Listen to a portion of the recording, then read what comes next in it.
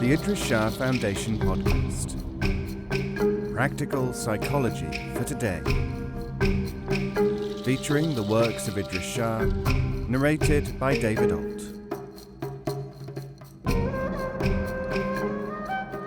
Welcome to the Idries Shah Foundation podcast. On this edition of the podcast, we will hear selections from Darkest England by Idries Shah. Forward. Adventures, Facts and Fantasy in Darkest England. As I mentally review the many grim episodes and reflect on the marvellously narrow escapes from utter destruction to which we have been subjected during our various journeys to and fro through that immense and gloomy extent of primeval forest, I feel utterly unable to attribute our salvation to any other cause than to a gracious Providence, who, for some purpose of his own, preserved us. H. M. Stanley, Darkest Africa, London, 1890. What should they know of England who only England know? Kipling, The English Flag.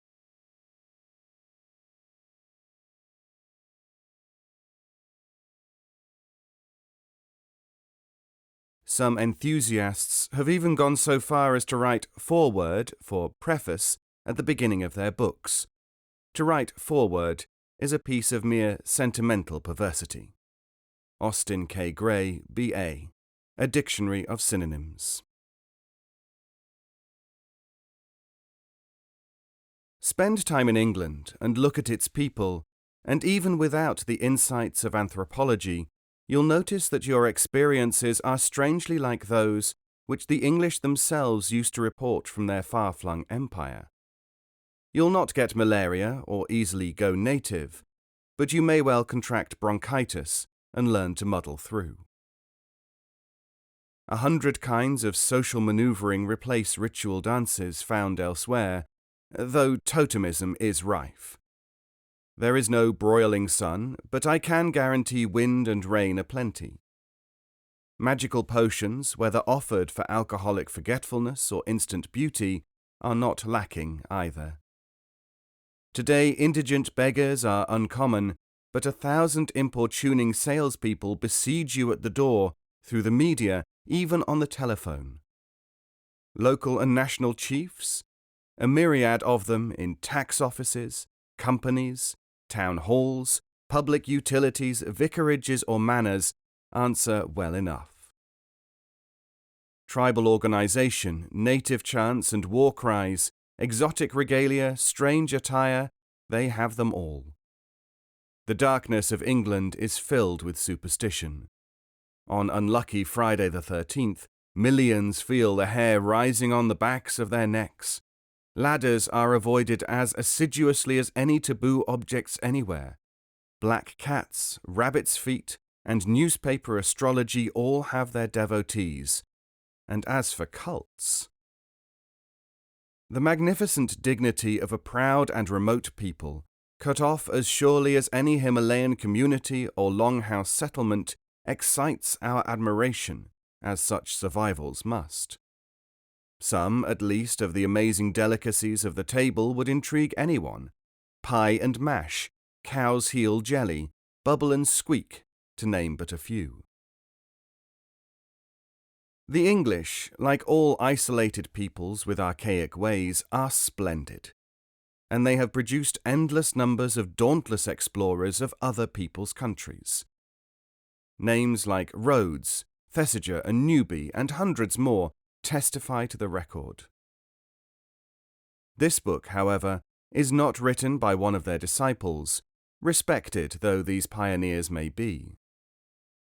I take my inspiration from such as Ibn Battuta of Tangier, the extraordinary 14th century globetrotter, who still holds the record as the greatest traveller of all time. And from Ibn Khaldun of Tunisia, accepted even in the West as the first theoretician of human historical development, the founder of sociology, in fact. Springing from a family settled since the 9th century in the folds of the Hindu Kush, though myself born in the Himalayas, I have trodden many a lonely path, faced many hazards, noted many a confidence, to assemble these impressions of darkest England. Providing you're tough, there are adequate rewards in this endeavour. As the English say, it's a great life if you don't weaken. Idries Shah, London, 1987. 1. Roots and Anglekins. English. No one spoke of Saxon or Sexish, not even King Alfred himself, the great and good king of the West Saxons. From the beginning, the language was always English. Dr. Simeon Potter, Our Language. It is the fate of travellers, an ancestor of mine, returned from an extensive journey abroad, wrote sadly, to bring back what is old news to those who know, and what is novelty and thus causes incredulity in those who do not. I think I know what he means, and what it feels like. With the present lightning diffusion of information throughout the globe, you don't even have to travel. You can sit watching a TV program bounced off a satellite and be bored or outraged in the comfort of your own home, or read all about it in the papers.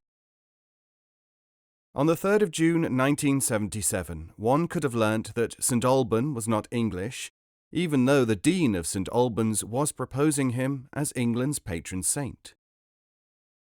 Mr. Andrew Breeze, writing from St John's College, Oxford, explained in a letter to the editor of The Times that Alban had been born, quote, anything up to 200 years before the English first saw these islands, when England was hardly more than a nest of heathen pirates somewhere near Schleswig-Holstein. Not only that, St Alban was indeed a Christian martyr, but he spoke British, quote, the Celtic language ancestor of Welsh, not English, and was first mentioned by the Welsh writer Gildas. The Angles and the Saxons, in contrast, even tried to destroy Christianity. Foreigners, especially those who are still asking whether England is in Britain or Britain in England, need strong nerves to face this kind of thing, to use a common English scholarly phrase. Since there is no English encyclopedia, and for another reason I turn to the Encyclopedia Britannica, which is American, who are the English, I interrogated it, and when does their history start? The EB, confidently enough, starts English history off at the second half of the 5th century AD, making England some 1500 years old, which is clear enough, and for which I thank it.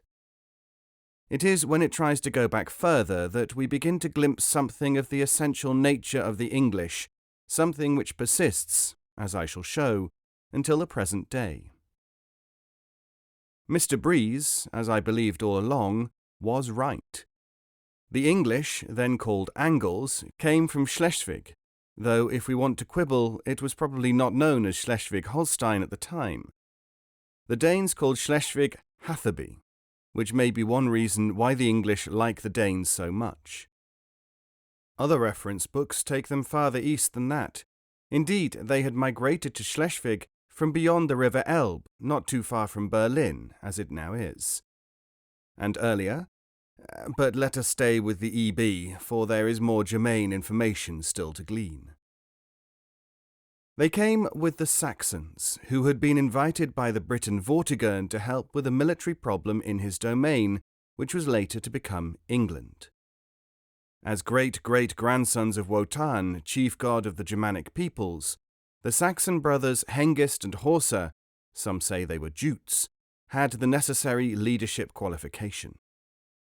They, in turn, hired the Angles for the campaign to sort out the Picts and Scots, who had rampaged southwards. They felt unsatisfied with the earlier Roman proposal to drive them as far north as possible and pen them behind a wall. The Saxons soon turned on Vortigern and found him a pushover. But quite soon the Angles were to deal with the Saxons in a more efficient, though bafflingly subtle, way. Although the men of Schleswig were a tiny minority among the mercenaries, and only one component in the Anglo-Saxon Jute, Roman-descended and Celtic community of the land, they prevailed.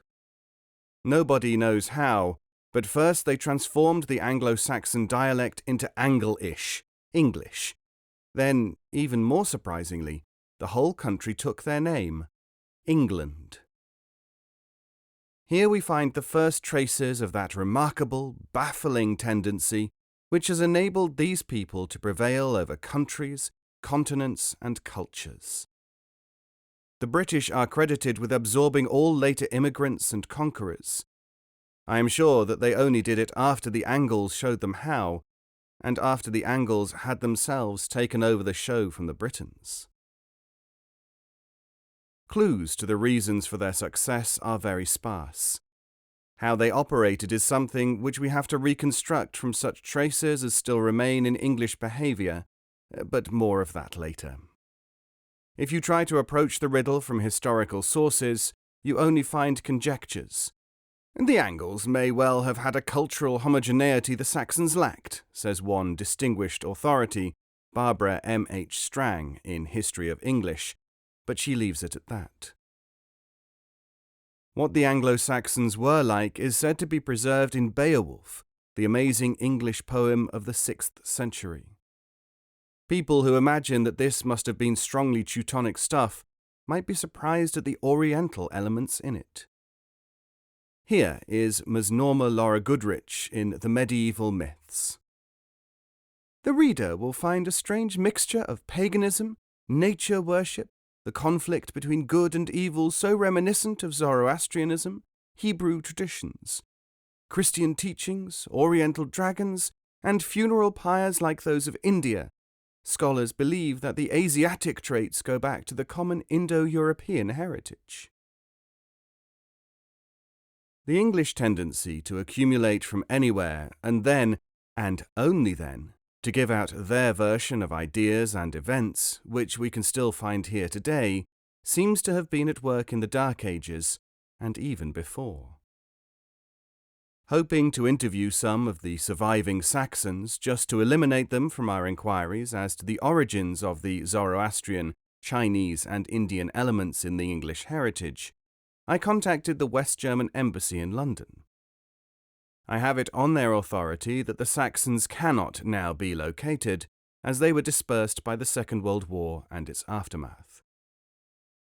The East Germans could not help either, though the West Germans say that there are Saxons in East Germany. The Democratic Republic's version, however, is that feudal survivals and Oriental vestiges have been eliminated by the reality of socialism. I could not be quite sure whether the Democratic Republicans were reacting to my query in a spirit of fun. The Times has recently recorded that East Germany is in the middle of a humour crisis, so perhaps I asked at the wrong time. The Deputy Culture Minister said the lightness of life is not being taken seriously enough in his country. But whatever the reason, the sole readily accessible survivors of Angle and Saxondom are here in England. I now return to the other point which I promised to clarify, why I turned to the American Encyclopaedia Britannica. It actually supports the matter of an anglicizing quality. First, the encyclopedia cannot be objected to as American if we remember that the Yanks are commonly termed Anglo-Saxons. Further, the word Yank, according to etymologists, is rooted in the mispronunciation of the word English by the Cherokees. The reason why there is no English encyclopedia, though, rather stunned me. Briefly, it can be stated thus. English stands for whatever the Angles decide it shall stand for. You can be English even if you are a Saxon or a Scandinavian, or even, look you, a Celt. My authority? No less a one than the Oxford English Dictionary, viz. Under English.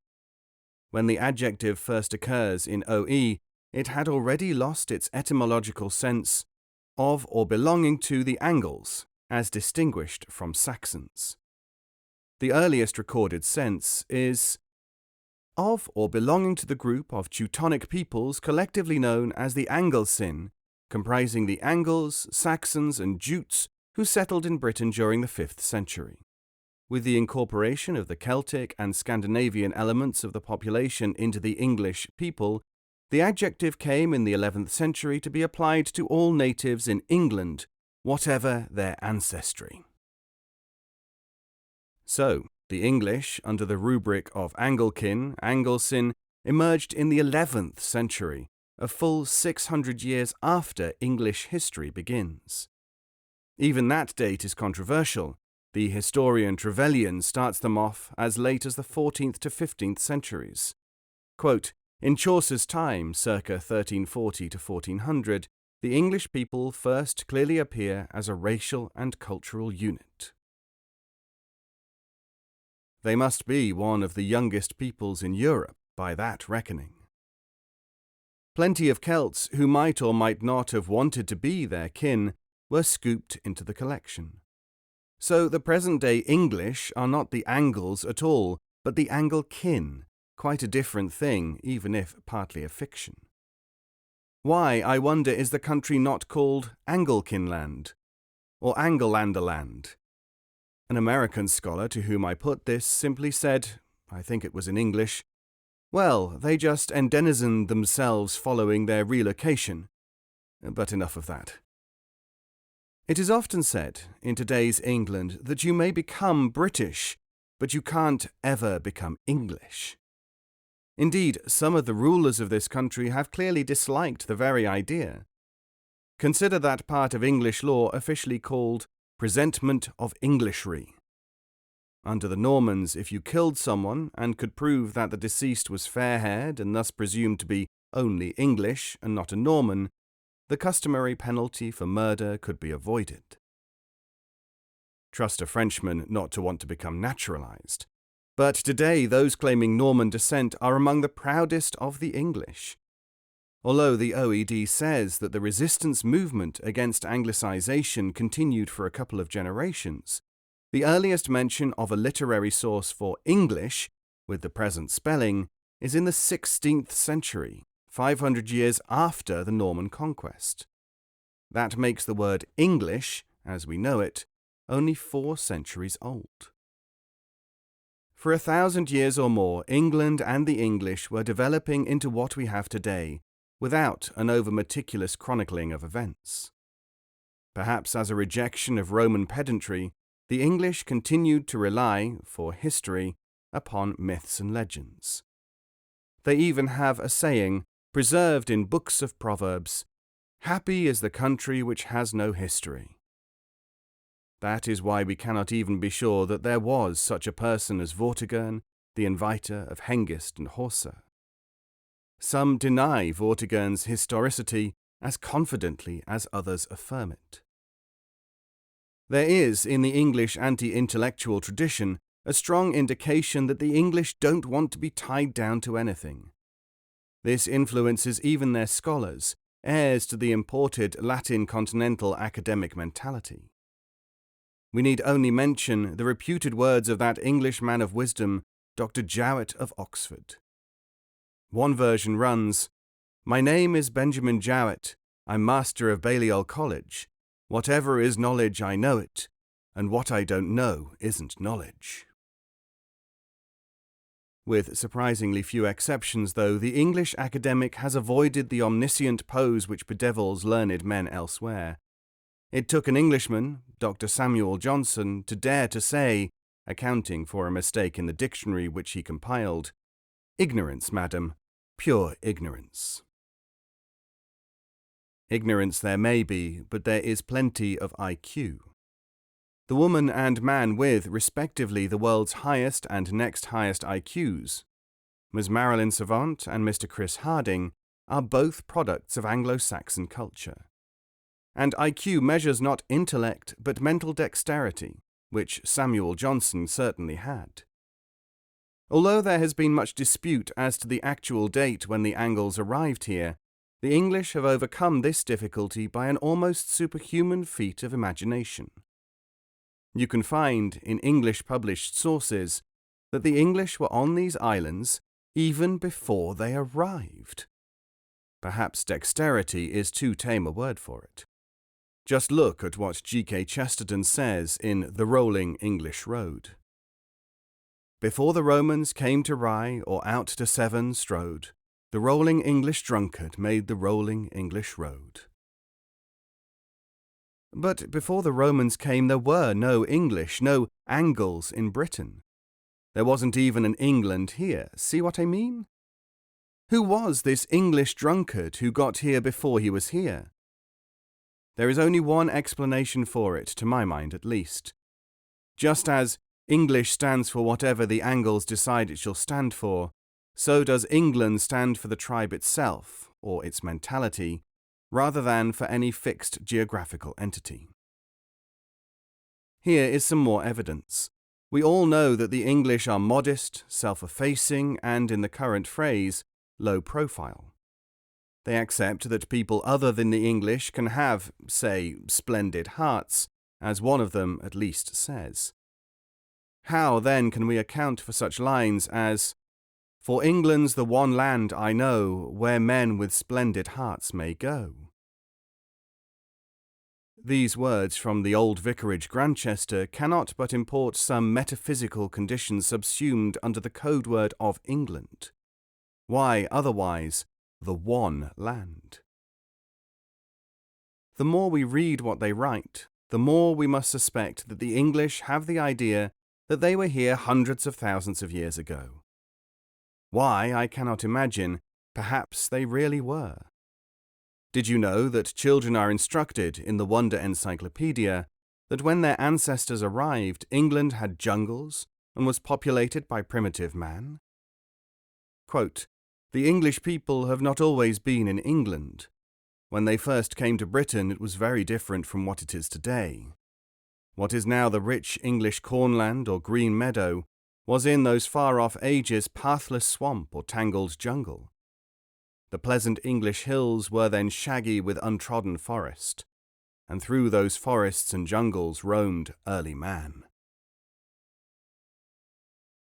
How deeply this way of thinking can affect today's English people is seen in, say, Sir Arthur Smith Woodward's book about the Piltdown Man, the remains displayed in 1912 as having been discovered in Sussex and thought to be 500,000 years old.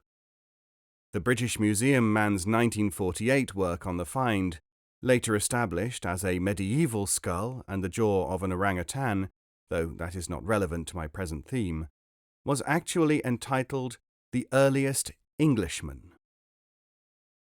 Although clearly not human orang hybrids, even the Nazi race experts kindly decided that they were Aryans, the English are undoubtedly a tribe and not a nation as generally understood elsewhere. The difference? Technically speaking, a nation is proud of what it has, and the hallmark of the tribe, long accustomed to having very little, is to glory in what it is. That's the great difference between the Americans and the English. One has, the other simply is. And the wandering of the English, even in England, continued long after they hit the Albionic beaches. How many other peoples can say that a major part of them had not settled down 600 years after conquering a country as nomads? When the Normans compiled the Domesday Book, the census showed that no less than half the English population had no fixed abode. As Henry Treece in The Crusades remarks, "We are left with the astounding fact that in England alone there must have been a floating population of something like 1 million souls." The restlessness is amazing, and it produced a great empire. In some parts of it, indeed, English people lived happily where the original inhabitants had been trying for centuries to get out. The British have never ceased to be peripatetic. Cecil Rhodes, the great empire builder, in his last will and testament, foresaw not only the reclaiming of the Americans for England, but the final capture of much of the rest of the globe. The furtherance of the English Empire for the bringing of the whole uncivilized world under British rule, for the recovery of the United States, For the making of the Anglo-Saxon race but one empire, what a dream! But yet it is probable. Probable, he says, not just possible. And although the country was then, in 1902, called Britain, and had been for ages, Rhodes is talking about England.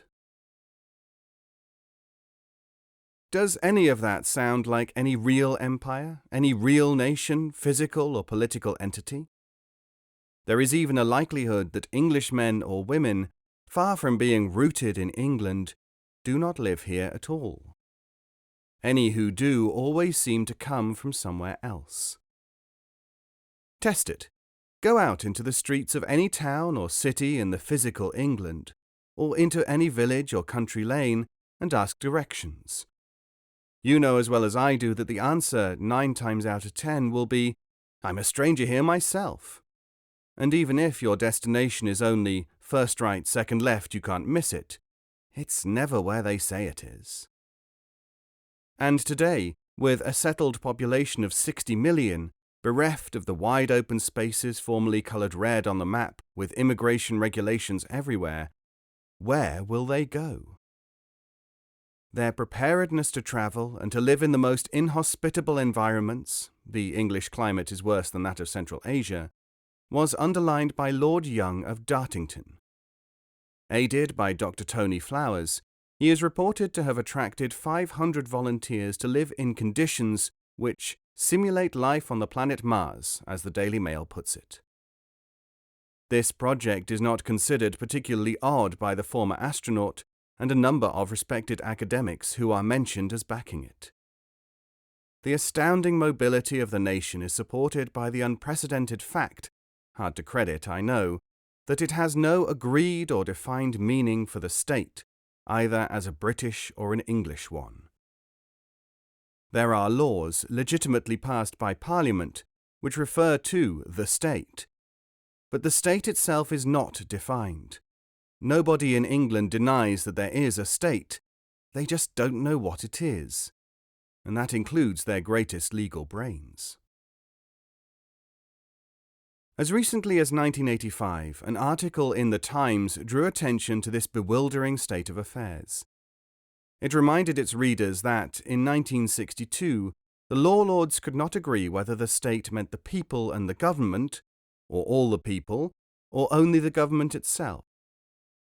There has been no change since then.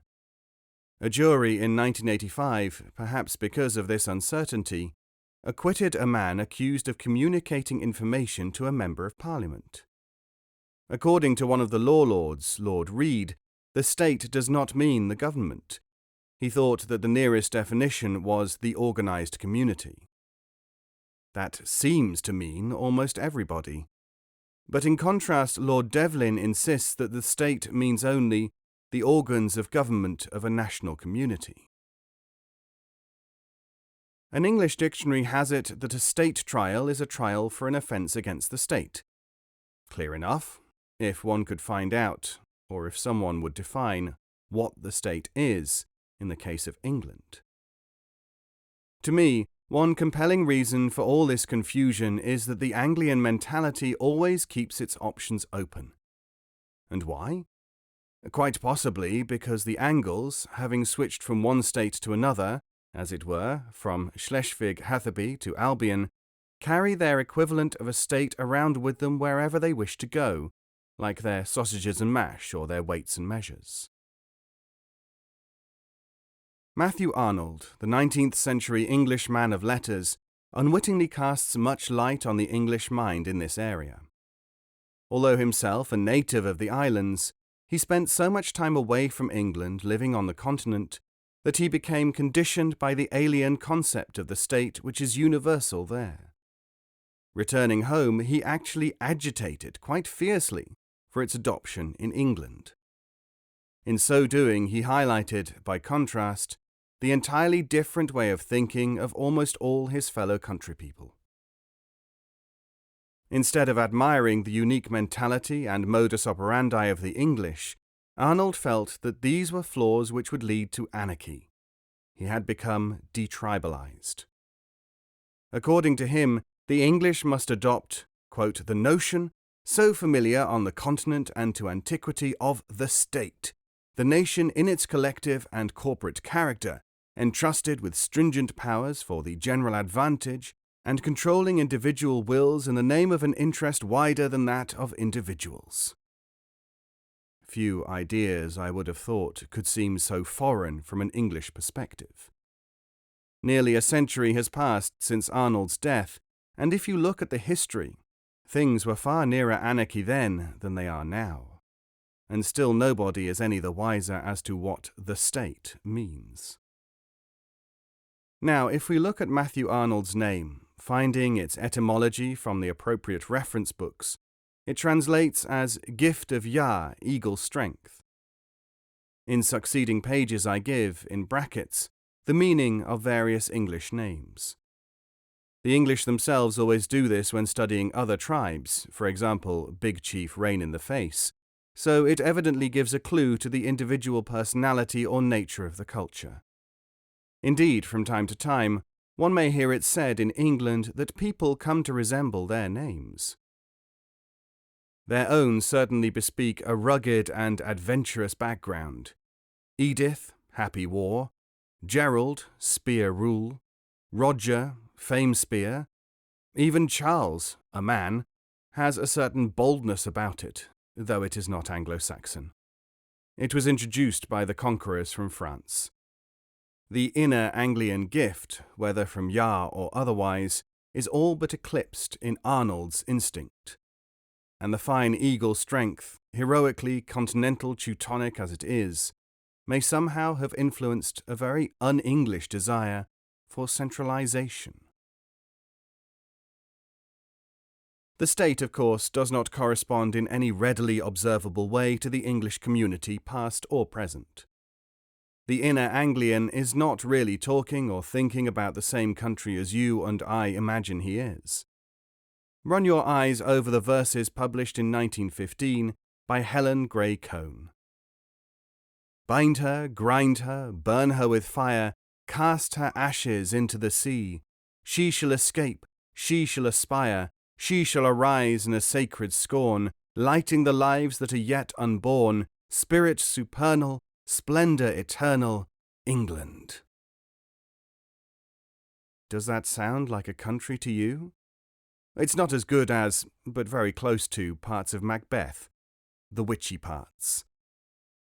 If one thinks about it, there is also something odder than just odd about the way an English politician, when interviewed on television, will speak of going up and down the country as if it were vertical, or at least more of a switchback than I have found it to be.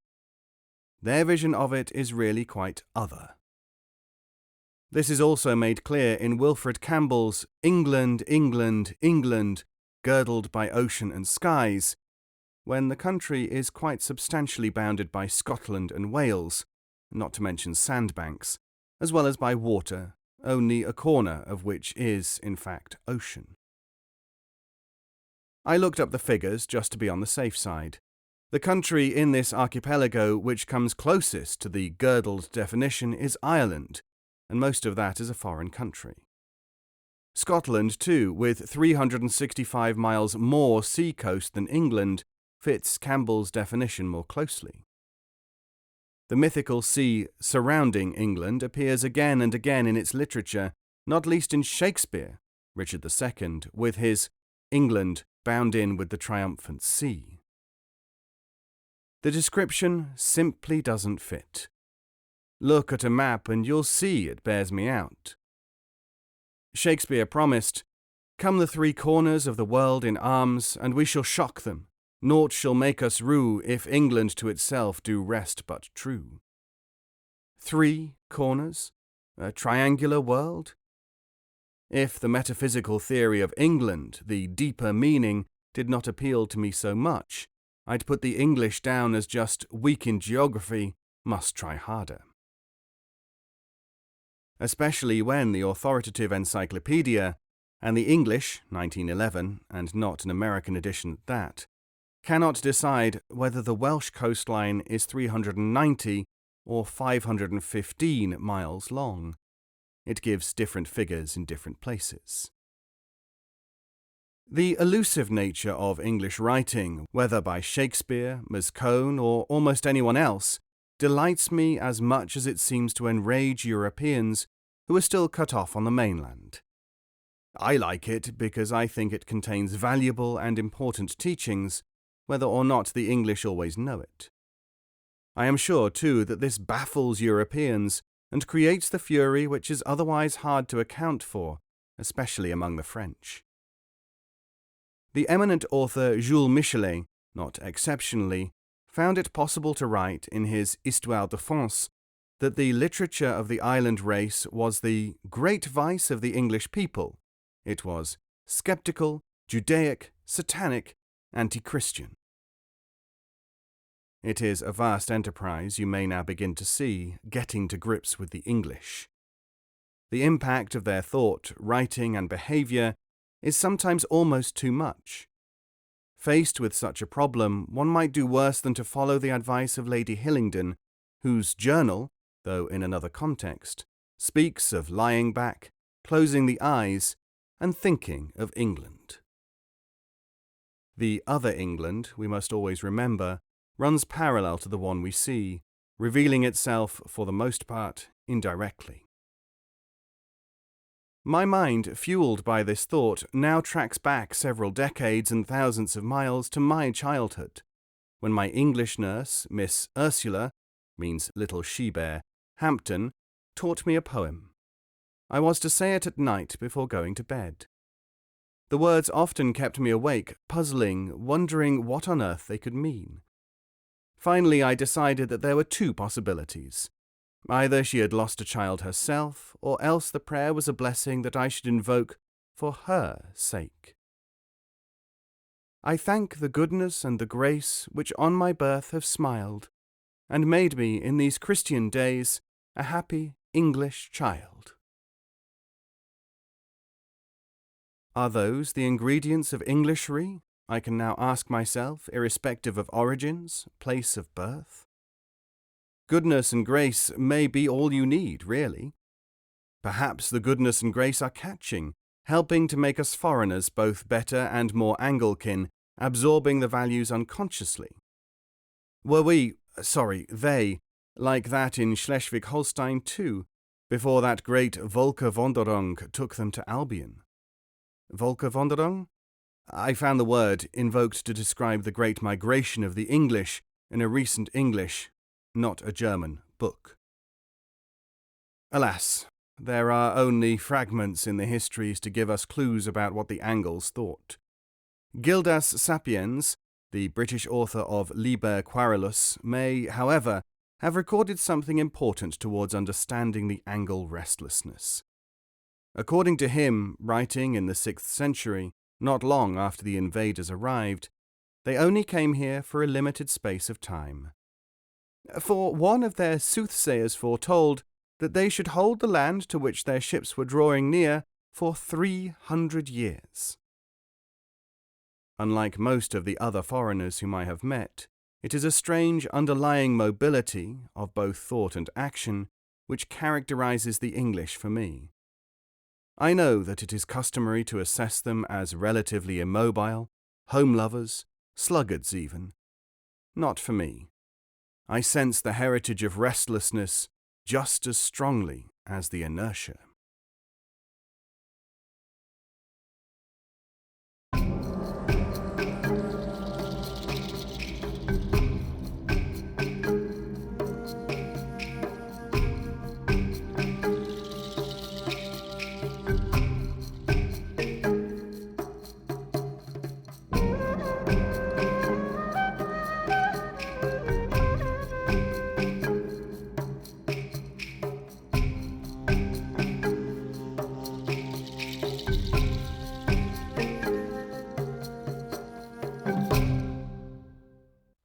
This audio is made available by the Idries Shah Foundation and is copyright 2019.